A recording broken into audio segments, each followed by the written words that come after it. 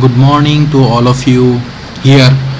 देखिए, आज का टॉपिक जो है मैं शुरू करने जा रहा हूँ। What do you understand by the topic degree of static indeterminacy and degree of freedom. दो टॉपिक है हम लोग के पास। पहला टॉपिक है डिग्री ऑफ, लिख लेता हूँ मैं। Our first topic is in the structural analysis subject. In the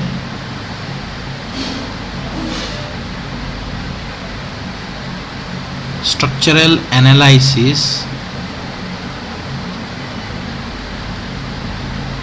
subject पहला टॉपिक मैं शुरू करने जा रहा हूं।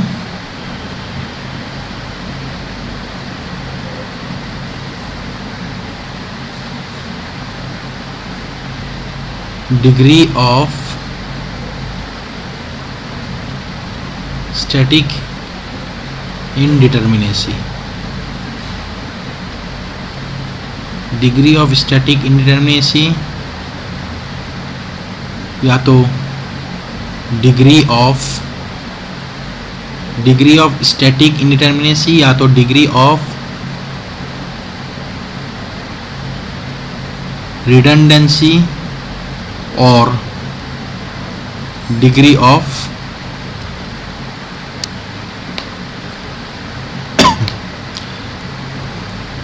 Kinetic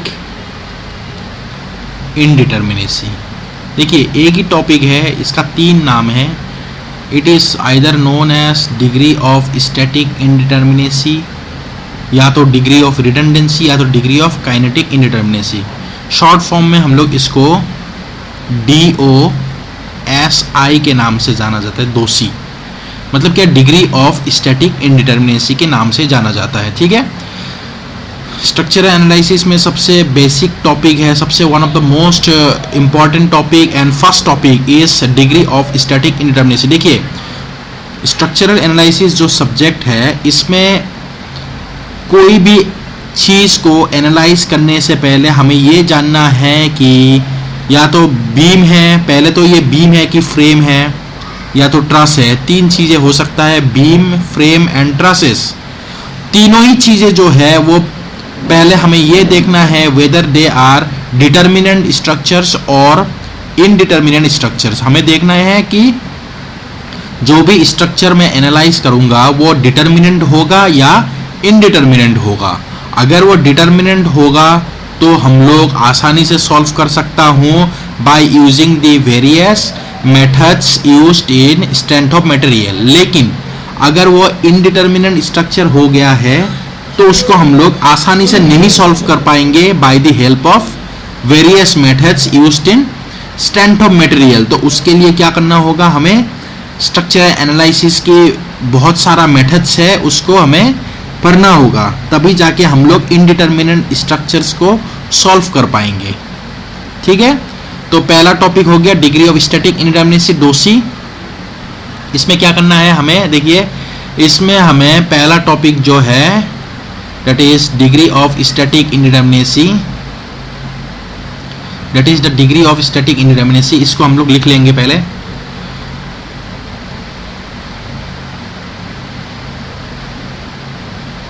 degree of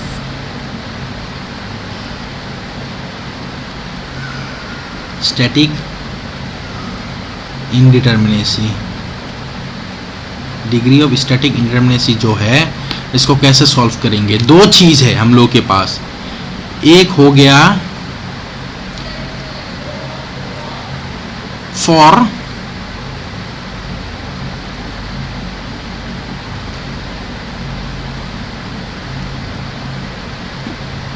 pin jointed frame. Degree of static indeterminacy है, दो चीजों के लिए मैं फाइंड आउट करूंगा। पहले मैं फाइंड आउट करूंगा फॉर पिन जॉइंटेड फ्रेम, दूसरा मैं फाइंड आउट करूंगा फॉर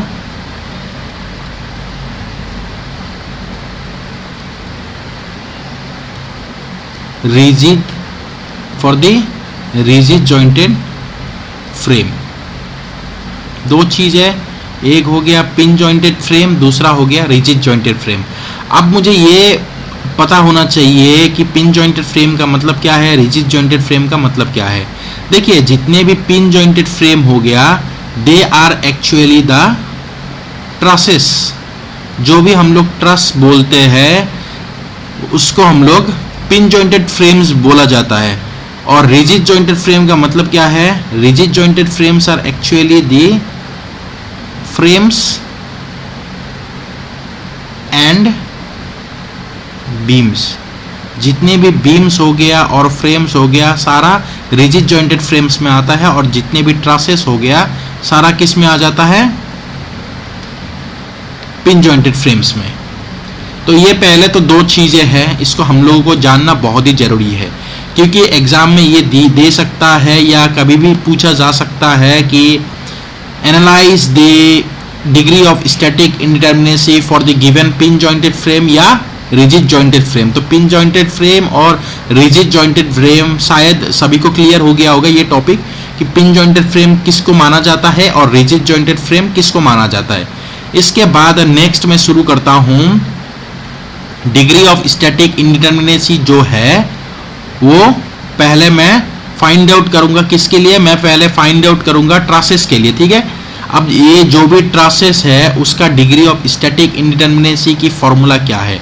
देखिए degree of static indeterminacy, degree of static indeterminacy जो भी है फॉर द ट्रासेस, फॉर्मूला क्या होगा, ट्रासेस के लिए फॉर्मूला होगा r plus m minus of 2j। इसको आप लोगों को सभी को ध्यान रखना होगा कि अगर मैं ट्रस का, अगर हम लोगों को ट्रस का न्यूमेरिकल सॉल्व करना है तो degree of static indeterminacy will be equal to r plus m minus of 2j। यहाँ पे r का मतलब क्या है, देखिए r का मतलब हो गया है एक्सटर्नल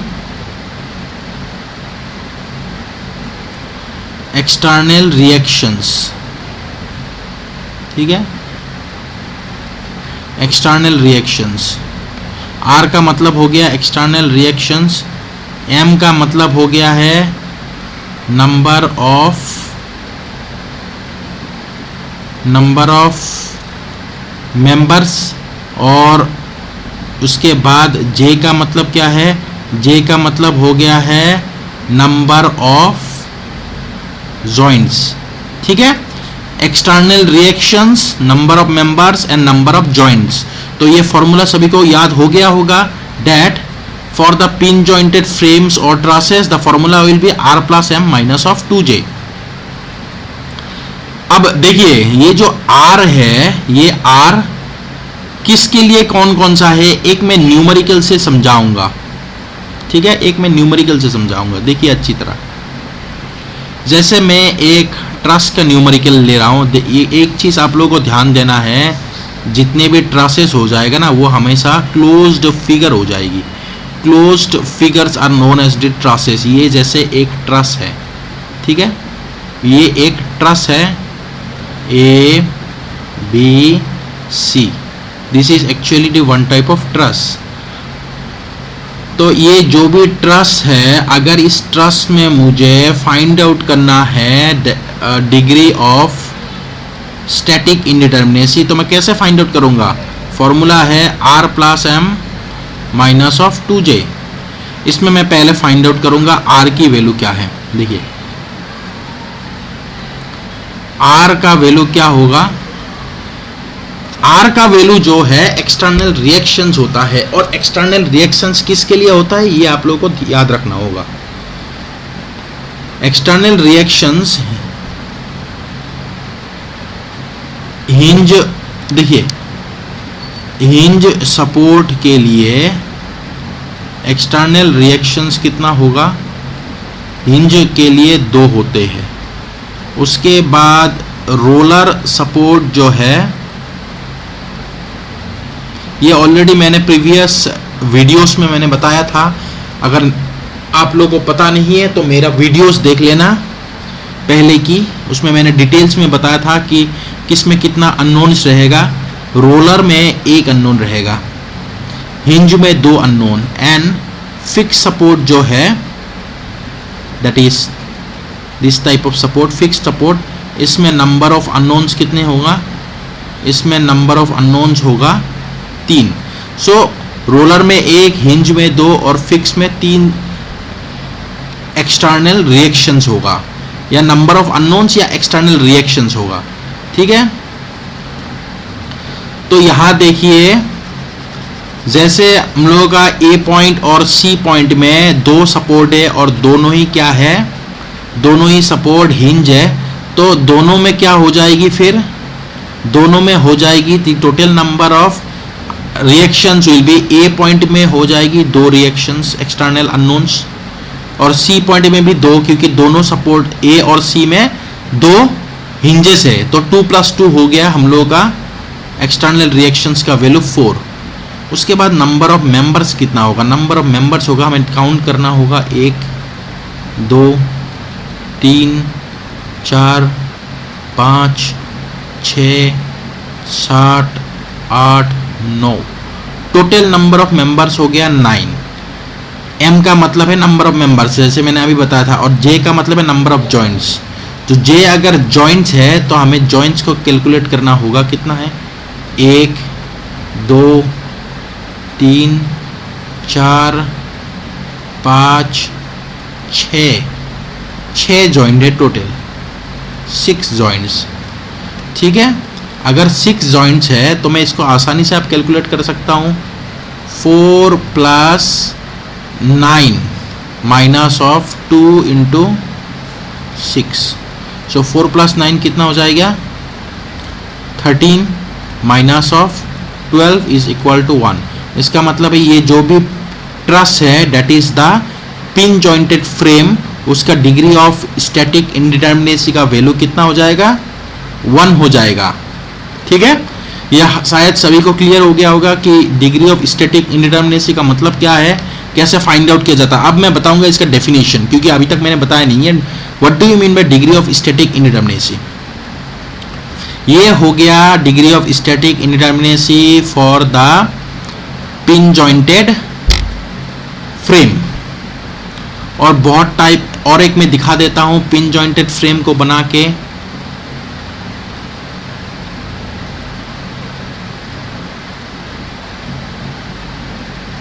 सिंपल तरीके का और एक मैं फ्रेम बना के दिखा देता हूं।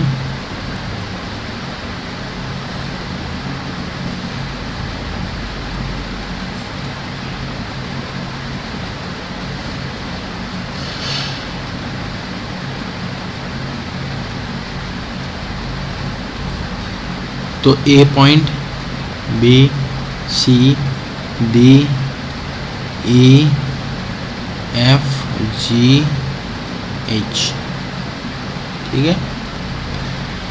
ट्रसेस में एक्चुअली मीटर्स प्रेजेंट होता है, लेकिन यहाँ पे कोई लेंथ की डायमेंशन की कोई ज़रूरत नहीं है, क्योंकि हम लोग degree of static indeterminacy find out करें। तो finally the degree of static indeterminacy will be equal to r + m minus of 2j। So यहाँ पे रिएक्शंस कितना होगा, देखिए ए पॉइंट में एक हिंज है 2 होगा, और ई पॉइंट में एक रोलर है मतलब 1 होगा। So total number of external reaction 3 हो जाएगी। उसके बाद नंबर ऑफ मेंबर्स कितना है, नंबर ऑफ मेंबर्स है 1 2 3 4 5 6 7 8 9 10 11 12 13। So total number of members will be 13.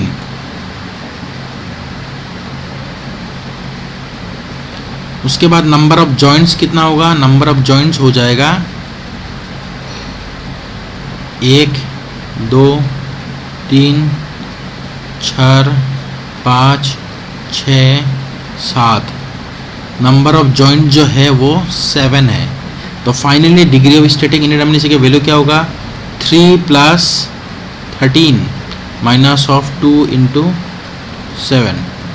So 7 2 = 14 minus 1, that is 3 minus of 1 is 2, that is 3 + 13 16, 16 minus 14 2 हो गया। It means the degree of static indeterminacy is 2। एक चीज़ आप लोग को ये ध्यान रखना है, अगर कंडीशंस है कुछ, मैं बता रहा हूँ अभी कंडीशंस के बारे में अच्छी तरह बता रहा हूँ। देखिए, if the degree of static indeterminacy is greater than 0, it is known as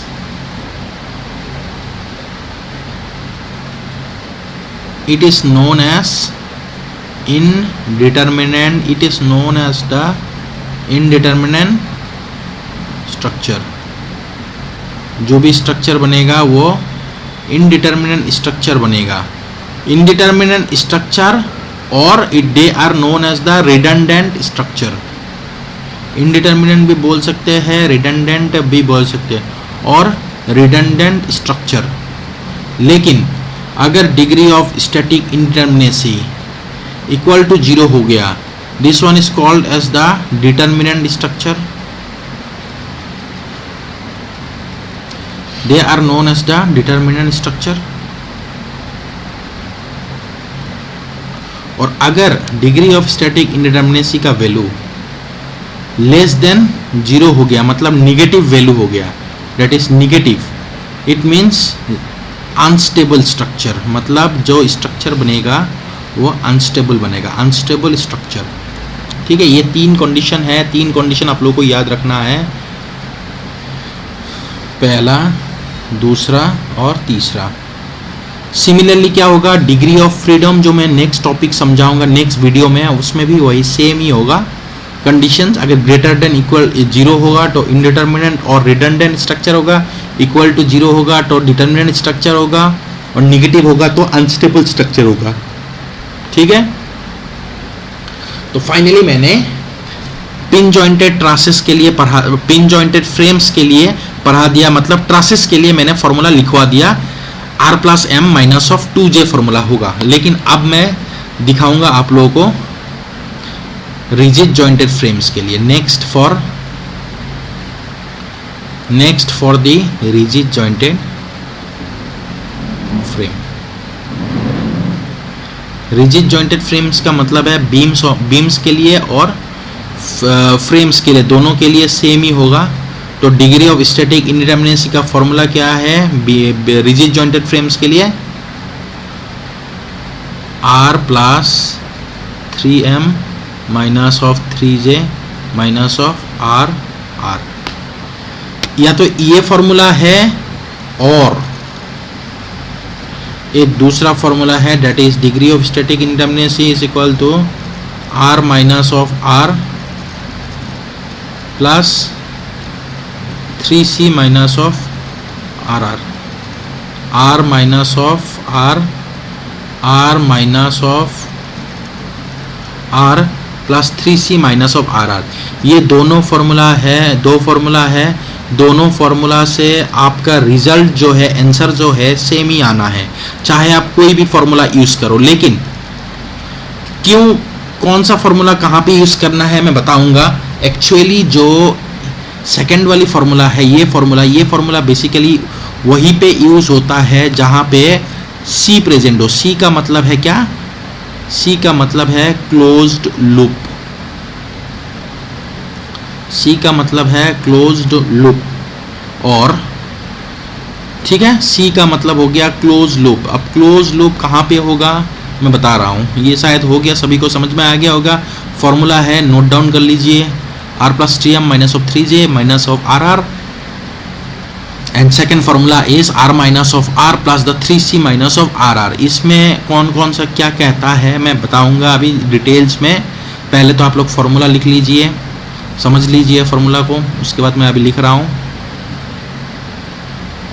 देखिए, ये दोनों फॉर्मूला से आंसर सेम ही आना है. इसमें r का मतलब सभी को पता है, r इज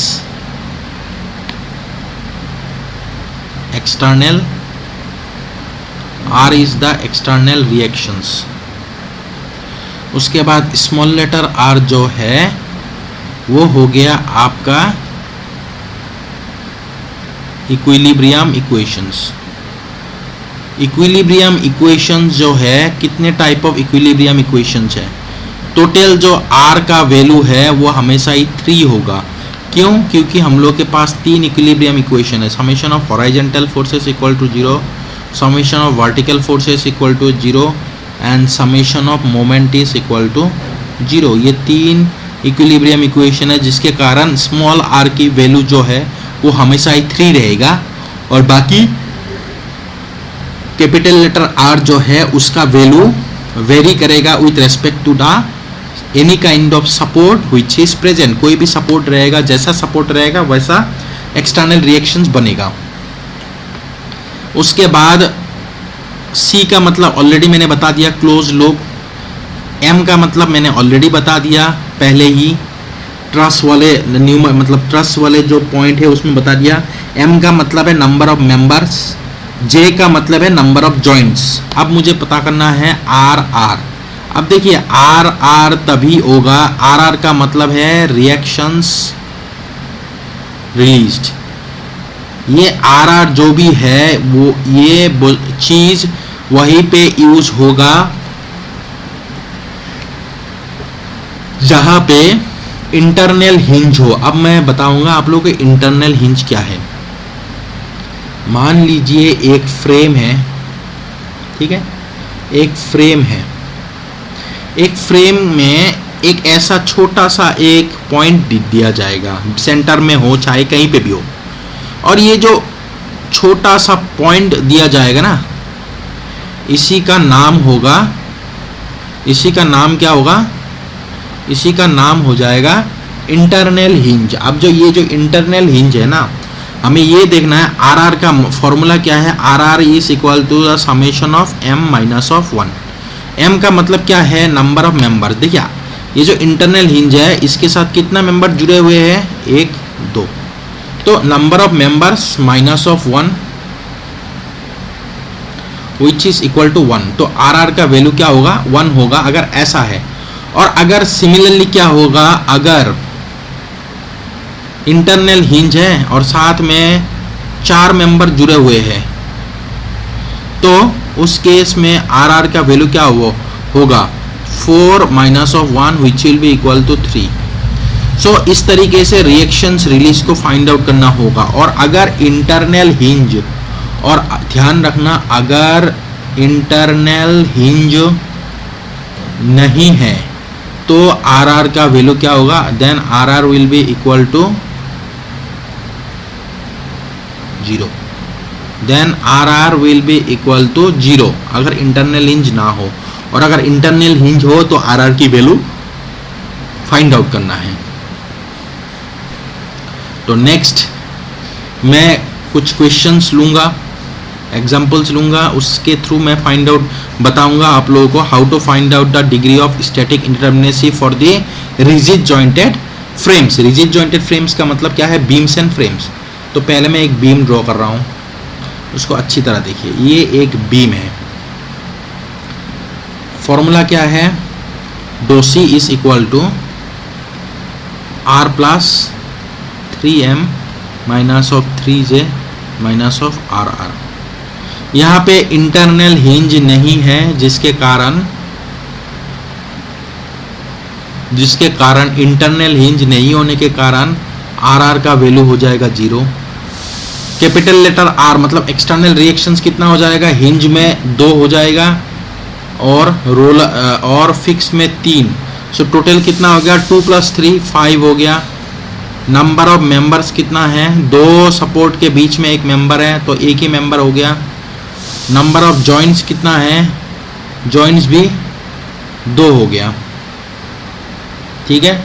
तो फाइनली मैं फाइंड आउट कर सकता हूँ DOSI is equal to R plus 3 times of M minus of 3 times of J minus of 0 which is equal to 5 + 3 8 minus of 6. So 8 minus of 6 will be equal to 2. So therefore the degree of static indeterminacy for this beam is 2. शायद ये चीज सभी को clear हो गया होगा कि कैसे मैंने डिग्री ऑफ स्टैटिक इंडिटरमिनेसी को फाइंड आउट किया बीम्स के लिए। सिमिलरली नेक्स्ट और एक है फिगर, दूसरा न्यूमेरिकल ले लेता हूं। इसमें क्या करना है,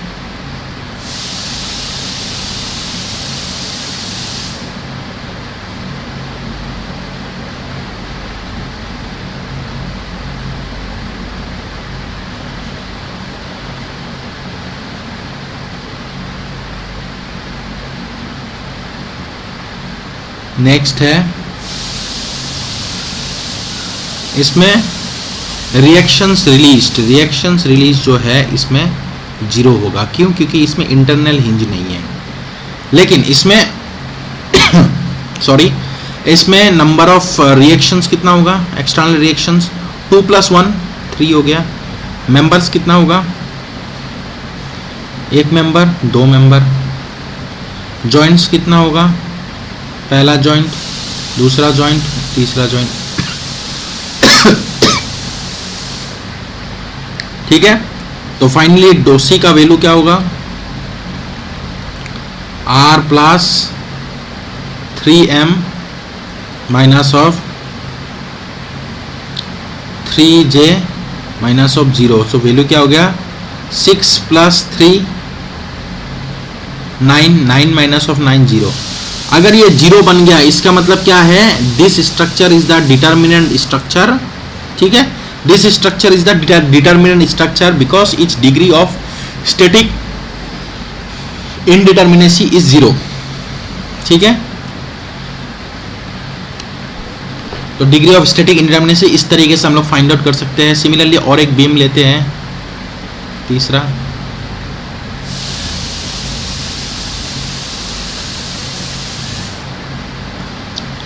और एक बीम ले लेते हैं।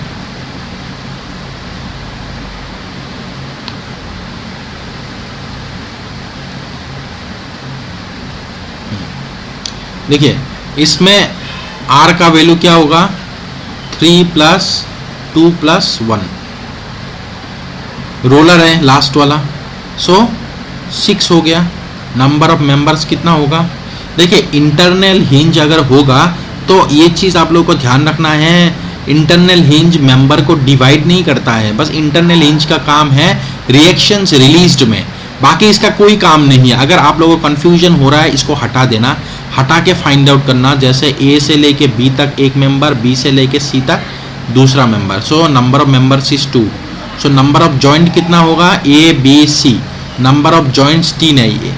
या तो एक चीज़ आप ऐसे भी फाइंड आउट कर सकते हो, हमेशा नंबर ऑफ जॉइंट जो होगा नंबर ऑफ मेंबर से एक ज़्यादा होगा, क्योंकि 2 मेंबर जुड़ के एक, क्योंकि 2 जॉइंट जुड़ के एक मेंबर होता है, इसीलिए जॉइंट हमेशा एक ज़्यादा होगा।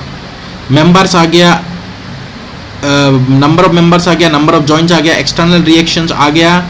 उसके बाद रिएक्शंस रिलीज। अब रिएक्शंस रिलीज देखिए, एक मेंबर 2 मेंबर, 2 से 1 माइनस करूंगा तो कितना आएगा? टोटल 1 आएगा।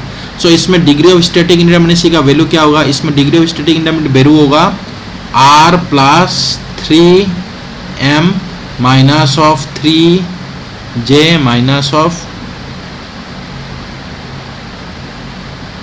R + 3m - 3j - RR।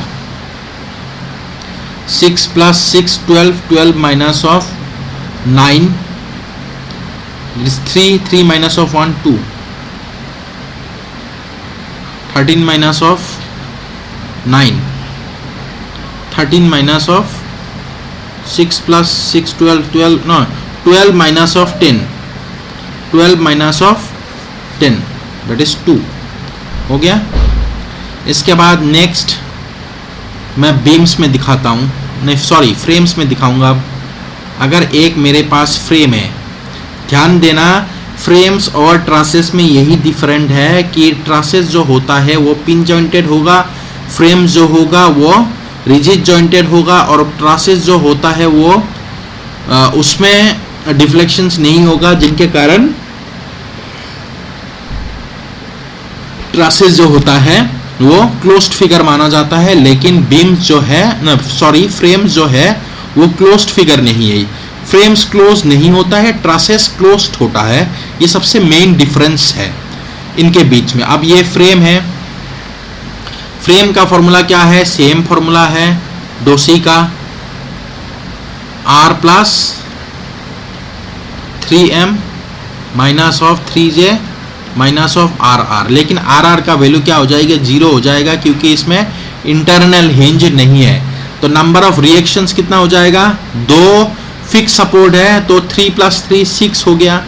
Number of members कितना हो गया? 1 2 तीन मेंबर हो गया, जॉइंट कितना हो जाएगा, एक ज़्यादा होगा, 3 के जगह में नंबर ऑफ जॉइंट्स कितना हो जाएगा, 4 हो जाएगा, और बाकी 0। तो इससे क्या वैल्यू आ रहा है, 6 plus 9 15, 15 minus of 12 3, 6 plus 9 15, 15 minus of 12 3। सो यहाँ पे डिग्री ऑफ स्टैटिक इंडिटरमिनेसी जो है वो 3 हो जाएगा। क्लियर? उसके बाद नेक्स्ट और एक मैं ट्रस बताता हूँ, लेकिन ये ट्रस आपको ध्यान से देखना है, क्योंकि अगर यही ट्रस को मैं 2 मेथड से सॉल्व कर सकता हूँ, लेकिन ये जो ट्रस है ना, सॉरी ये जो फ्रेम है, इस फ्रेम में बे है, बे डेट इज क्लोज्ड लूप है। देखिए ये एक क्लोज्ड लूप है, दूसरा वाला भी एक क्लोज लूप है, तीसरा वाला भी एक क्लोज लूप है। क्लोज लूप या तो क्लोज फिगर है, फोर्थ वाला भी क्लोज फिगर है। तो इसमें डोसी का फॉर्मूला क्या हो जाएगा, r minus of r, r minus of r plus the r minus of r plus the 3c minus of r। सो यहाँ पे r की वैल्यू क्या है, 3 प्लस 3 6 होगा, और स्मॉल लेटर r का मतलब है नंबर ऑफ इक्विलिब्रियम इक्वेशन, जो कि हमेशा ही 3 होते हैं, r minus of r plus the 3 into the close loop कितना है, 4। सो r minus of r plus the r minus of r plus the 3c minus of r, 3 into the 4 minus of r। Reactions release नहीं होगा क्योंकि इसमें internal hinge नहीं है। सो 4 3 जा 12, 12 plus 6 18, 18 minus of 3 15। ठीक है, तो इस तरीके से एक क्लोज्ड फ्रेम में हम लोग डिग्री ऑफ स्टैटिक इंडिटरमिनेसी आसानी से फाइंड आउट कर सकते हैं। लेकिन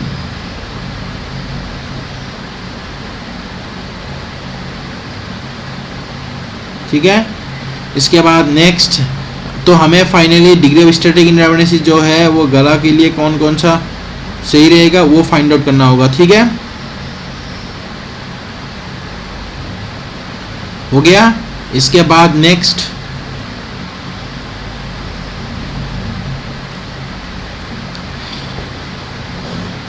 सो फाइनली क्या हो गया, डिग्री ऑफ स्टैटिक इंडिटरमिनेसी मैंने बीम्स का भी दिखा दिया, फ्रेम्स का भी दिखा दिया, और ट्रसेस का भी दिखा दिया।